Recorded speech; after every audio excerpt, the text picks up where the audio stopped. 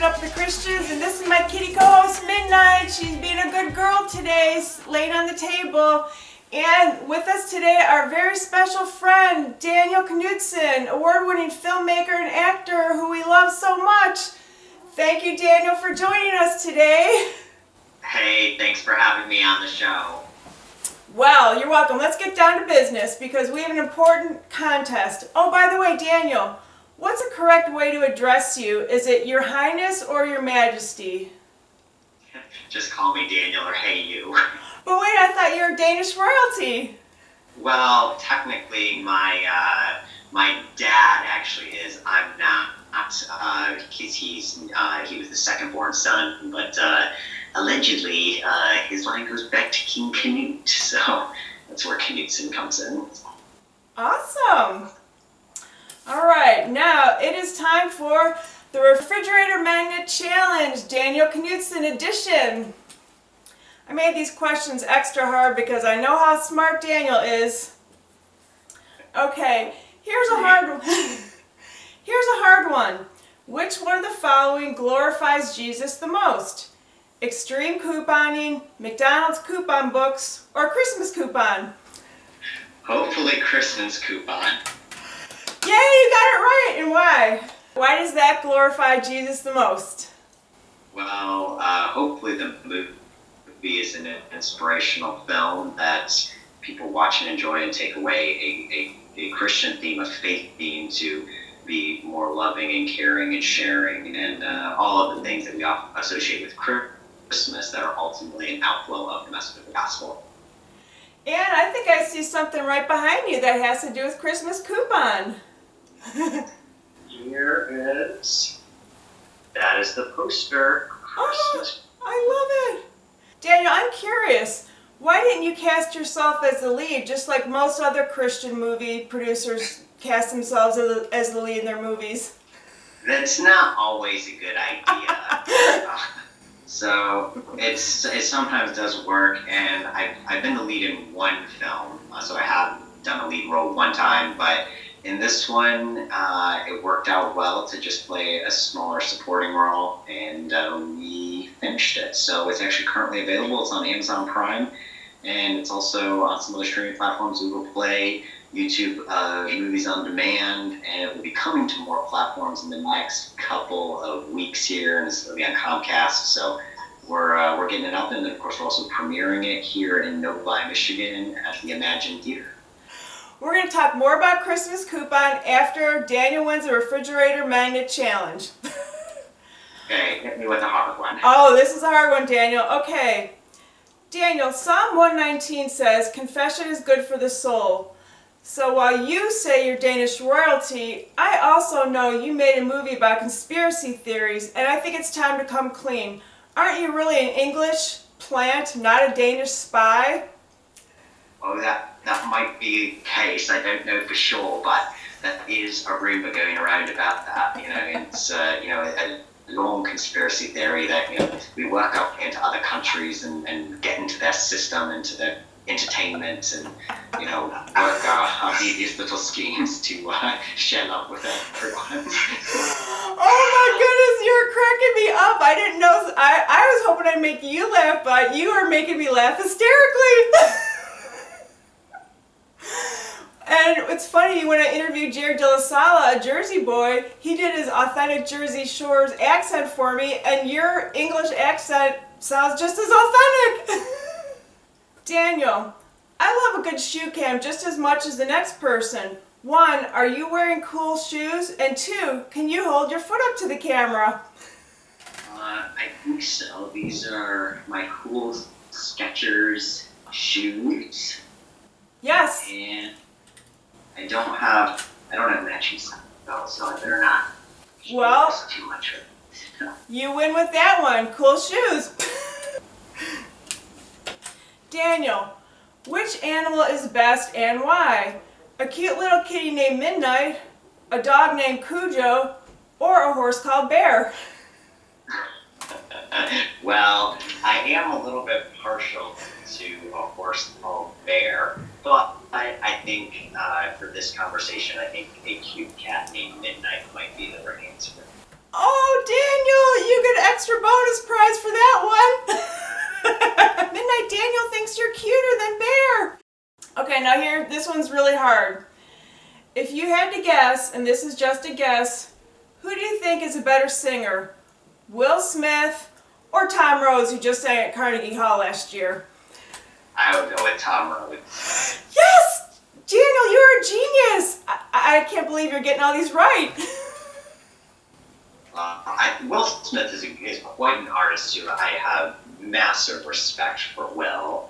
I have had the privilege of working with his writer, and years ago when I was in Hollywood, I just happened to run into Will on the Sony backlot. Really nice person, incredibly humble human being. And Tom Rhodes, I just happened to hear him sing yesterday in a certain movie. What is that movie? I think the answer to that question might be Christmas Keep On. Yes! Yes! Can you tell us a little bit about who the very awesome Tom Rhodes is and why he sang in your movie?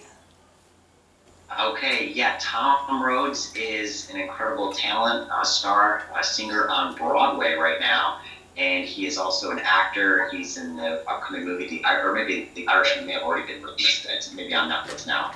He was in The Irishman. He starred in another movie called Buttons with Angela Lansbury and Dick Van Dyke. And he sings a big song in the middle of the movie where the two lead characters are going through a montage sequence and they're just becoming better friends. And it's a song called It's Christmas Time Again, and Tom sings it. So I hope you enjoy the song, and we had a lot of fun making it. And aren't you also making a music video of that song, Daniel? Yes, we do have a music video. It's actually already done. We're going to be probably releasing that here pretty soon. Just as soon as we, keep moving into the Christmas season. Actually, I need to coordinate with Tom about that, but it's done. It's on the DVD. If you get the DVD, you can already see it. But it'll be hitting the web here soon. Yes, we're gonna get the DVD. We rented it last night, and we're gonna get the DVD. So the music video itself is on the DVD. Yes, it's on the DVD. Yay! And Tom is a Michigan native, as we all know. Okay, Yep, born and raised in Michigan, so transplant to New York City, but home is here. And wait, you say he's coming home this year? I said his home was here. Okay. He's now home for him is New York City, but actually he was just here a couple of weeks ago. I saw him when he was in town. He came in town to visit some family maybe 3 or 4 weeks ago. Awesome. And didn't you also see an opera at the Met with Tom? Yes, that was an incredibly kind gift from, somehow he has connections, and we got seats to see Aida on Broadway, which is an opera I've always wanted to see since I heard about it when I was in high school, and I'd never been to an opera before. I'd never been to the Metropolitan Opera House before. And we got tickets, and we got to see Aida. I think we were in row 7 from the front in the main section, so couldn't have had better seats. It was a spectacular experience, and Awesome! Okay, now for a true or false question. Is it A, true, or B, false, that people can fill the friendship void by cultivating friendships online, even during silly interviews like this? Yes, friendships and relationships, I think, are a very important part of just the human experience. Obviously, God created Adam and Eve in the garden, I guess when he just created Adam, he said one of the first things, it's not good for me to just be alone. And we oftentimes use that verse at weddings and stuff, but in the broader context, it's a fascinating expression that God gives us because we could have been just fine with just a relationship with God, but God wanted us to have relationships and interactions with other human beings. And so I think relationships and friendships are just a cornerstone of our experience here, and we want to celebrate that. And I think it's something that in our day and age people are missing out on because we're so busy with social media, we're so busy with all of these fun gadgets and things that go along with life, and people are just not experiencing long-term friendships and they don't have those relationships. And so I think that's part of why we have all of this society unrest, just because people don't have the anchors they need to have, and they really need that to find that in friendships and relationships. The Void is your new podcast that you just started about 2 weeks ago, and you talk about friendship in your very first episode of that. And so what are some ways that you can think of to help bridge that friendship barrier? Well, that's a good question. I think that's one of the big questions. How do you make friends? I find one of the most important things, first off, learn someone's name and call them by their name. So, it's something that instantly breaks down just the distance between a acquaintance and a friend, someone that you really know by name, take an interest in them. What I say is, I'm the world leading expert on my opinion, and you are the world leading expert on your opinion. So if I'm genuinely interested in your opinions and thoughts, I'm now consulting a world leading expert in an area that they are an expert in. And so we have that immediate common ground. As long as I'm interested in what your thoughts are, I can ask you about yourself. And hopefully, if you enjoy talking about yourself, that immediately creates now a common ground. And that works with just about anyone, no matter where they're from in the world, no matter what culture they're from. If you take a genuine interest in them, you have now a common ground because they know a lot about themselves and you're interested. So I think one of the best ways to create friendships is to really just be there to listen and to take a genuine interest in the world of other people. Amen to that. And I love the fact that you're tackling that in that episode about being intentional with friendships today.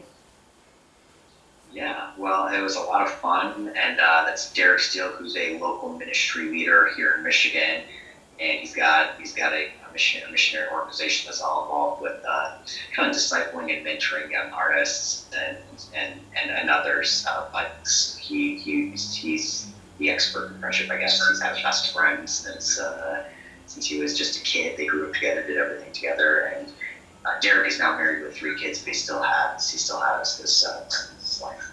Okay, Daniel, the following letters, when grouped together in a certain pattern, form a word. Can you guess what this word is? ARCHETYPE. Archetype. Yes! And I have to say that I looked it up, the pronunciation, and because I learned about it as a literary device. Can you tell us what your...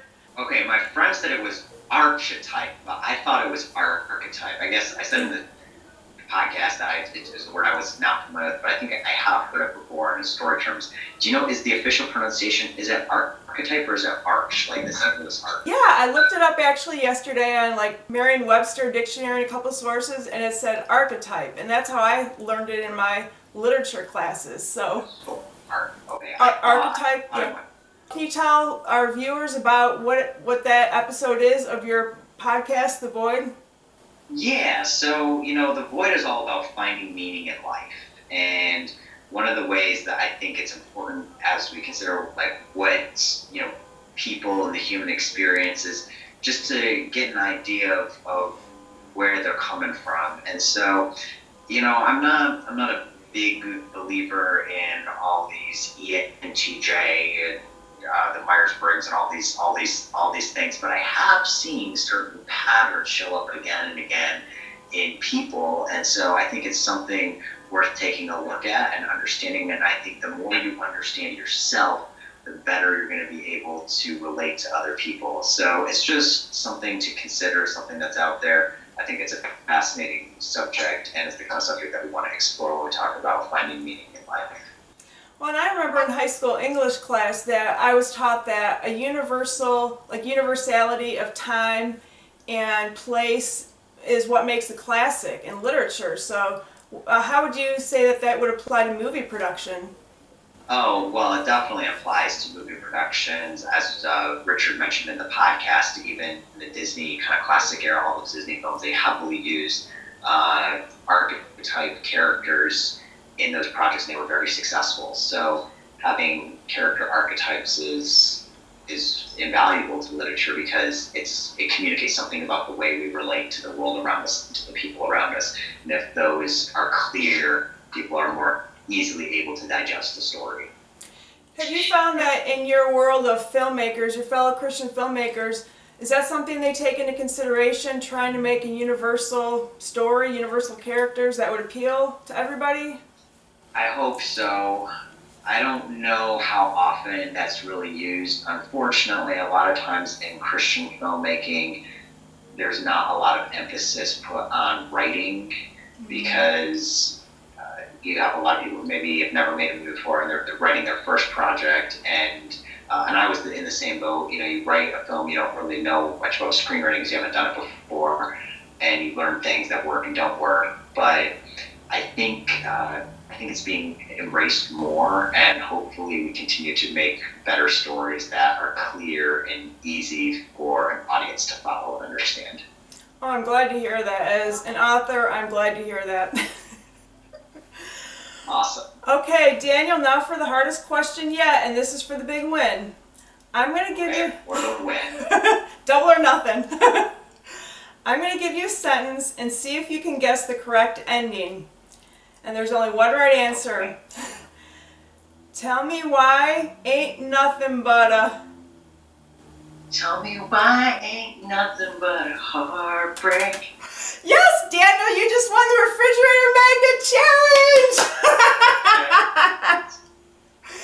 And for the bonus round, who is the singer of that song? Or what group? That is Yes! Backstreet. Yes, the best boy band of all time! They really were a great band. And they're still touring. Oh, yes, they still are. Emily Buckner just saw them like a month or two ago. Awesome, very cool. Daniel, you made my day. I love hearing you sing the Backstreet Boys. I've got to learn that full line. It's been a long time since I've really listened to them. So, but they are a good band. I play them every day on the way to church. I'm a church secretary, and that's all I listen to. Awesome. Awesome. Hey, I did not quite realize this. There's a producer that I'm working with, and they had us scheduled to go visit a theater today that might be showing Christmas Coupon. Yeah. And I just found out about this, and they're texting me and asking if I can come over there. So Absolutely, yeah. Anything else you'd like to share with our viewers about Christmas Coupon or any projects you're excited about? yeah, well, I just want to say thank you guys so much for being a part of these projects, for supporting them, for all of your encouragement, and thank you to those of you guys who are already writing reviews on some of the websites. That really helps our Amazon ratings and ratings on other platforms. So if you guys continue to do that, feel free to leave those reviews for us. We really, really appreciate that. God bless you guys. Thank you so much for being a part of these projects, and let's continue to tell stories that engage the world with the truth that ultimately comes from God. And let's go out there and get people excited, help people get their joy on, help people enjoy their lives and realize that all enjoyment and truth really comes from God. Amen to that. Daniel will be keeping you in prayer. We sure love you. Everybody loves Daniel. Thank you so much for joining us, and we will see your whatever comes your way very soon. Thank you. Bye. And we are here with Bobby Bad Boy Laenen to talk about Christmas Coupon. Producer and filmmaker Daniel Knudsen had to step out, so we thank Bobby for stepping in and telling us a little bit more about Christmas Coupon. But first, when I checked out Bobby's IMDb page, I saw a lot of really cool movies, so I had to do a special abbreviated refrigerator magnet challenge for Bobby Bad Boy Laenen because he's doing some super cool things. First, Bobby, I have to ask, you were in a 2012 movie with two actors who were cast as brothers that fight to save America. One of these actors is kind of well known now. He plays a superhero in a franchise that we all have seen. The other was from a kids show. Because these guys are so similar, were you surprised to find out they really weren't brothers in real life? Not really that surprised. No, obviously there's a big difference between the two of them, especially in person. Can you tell our viewers who these actors are that I'm referring to? Yeah, so Chris Hemsworth is the older brother in the movie. It's called Red Dawn. And Josh Peck was the younger brother. And he was on Drake and Josh on Nickelodeon. When all of us were growing up, that was one of my favorite shows. Yeah, Chris Hemsworth is about 12 feet tall compared to Josh Peck. That was the first noticeable difference. And then also he's Australian. So his accent was a lot heavier than Josh's.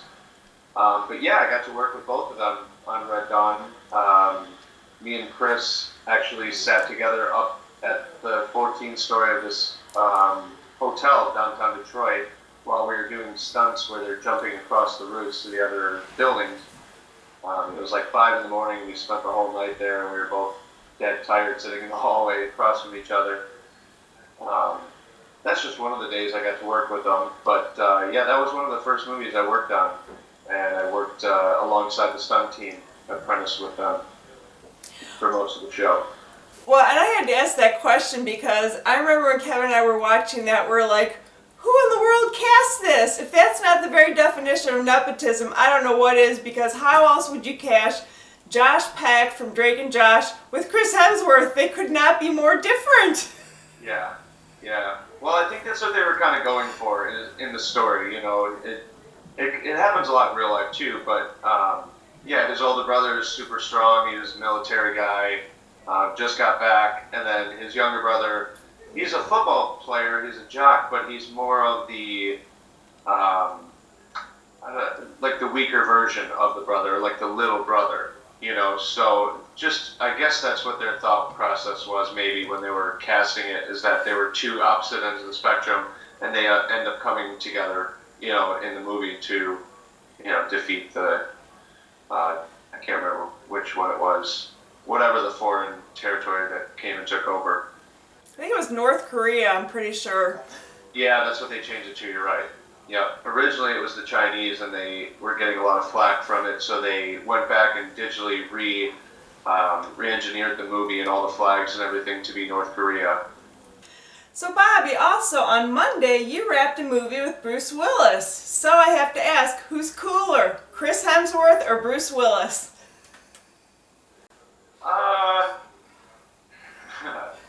That's a tough one.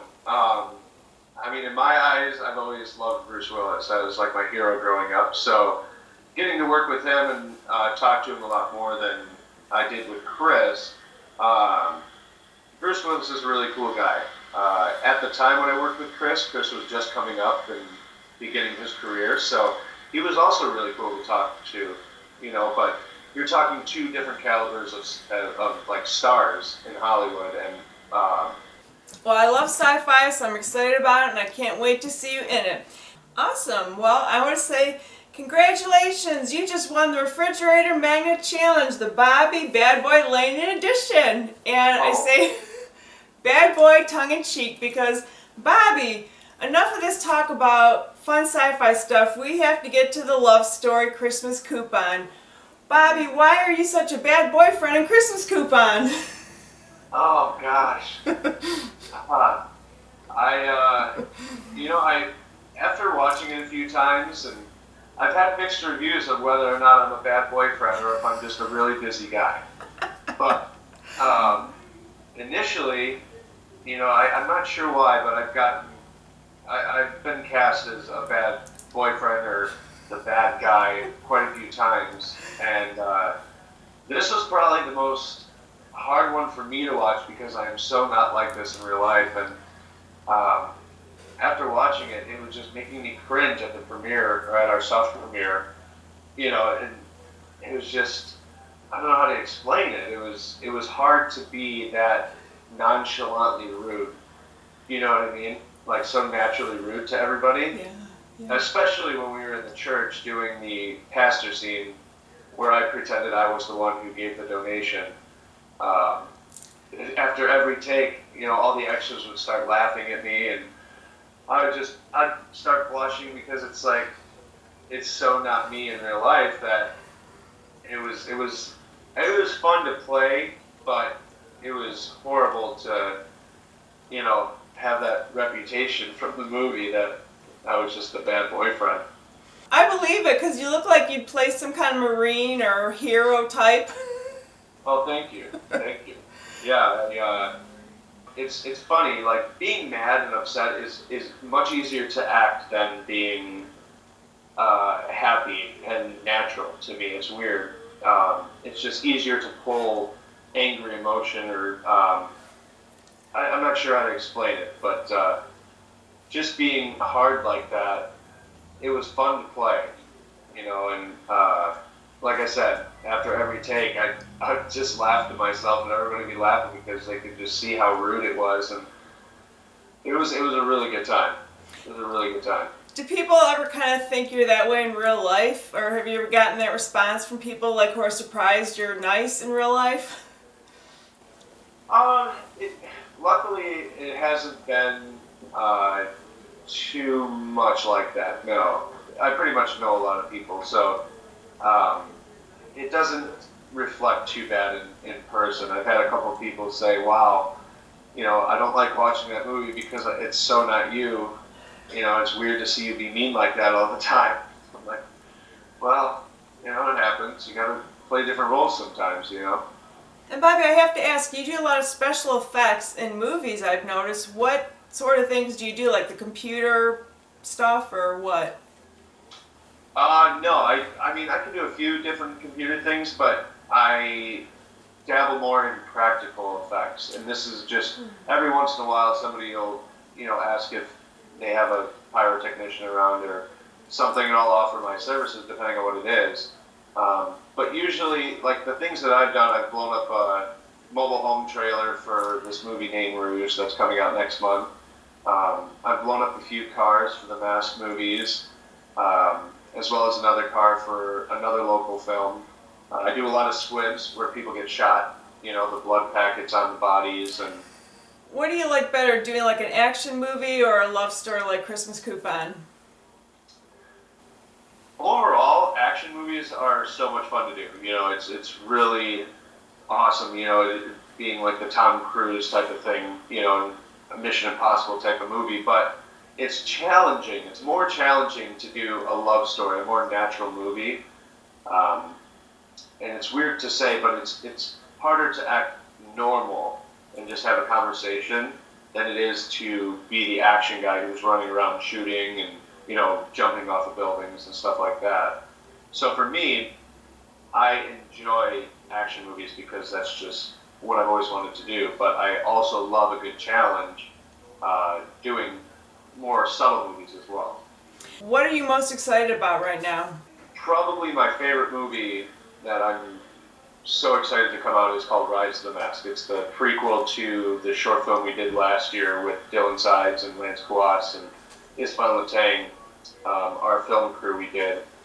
And that's coming out in a couple months, and that's probably the most intense and in-depth role I've ever played. And it was a very fulfilling experience, so I'm so excited to see it come out and for everybody to see it. Awesome. We're excited too, and I don't want to take up any more of your time. Let's say a quick prayer. Dear Jesus, thank you for giving Bobby a few minutes of his busy day to spend with us, and we thank you for everything you're doing with Bobby. Please give him great new opportunities for his work and open up massive doors for him and give him protection at all times for anywhere he goes and for all the special effects that he's doing. And thank you, Jesus. We love you. In your name, amen. Amen. Well, thank you, Bobby. And this is the end of our Christmas Coupon episode. We start off with Daniel Knudsen and Bobby Laenen. We are thankful for these wonderful guys, and thank you for your time today. Thanks so much for having me, Kristen. I really appreciate it. Thank you, Bobby. We look forward to hearing more about what God's doing in your life. Okay. Thank you so much.